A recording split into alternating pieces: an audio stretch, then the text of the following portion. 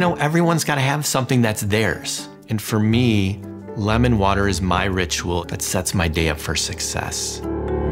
My name is Billy Highland, and I'm a creative director, copywriter. I'm a morning person, so every single morning I start with a glass of lemon water. And I just write myself a note or a message, something that serves as a reminder for myself.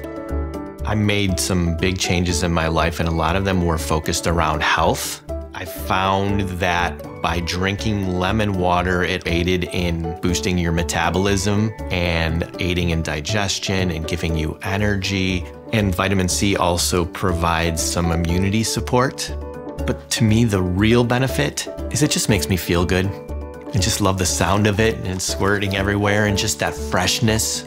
And it's just that one constant every day, the thing that I do for myself before my family wakes up and the day starts to unfold. It's super simple. It's something that makes me feel like I've accomplished something, I've done something good for myself. I'll pour a little bit of hot water in there.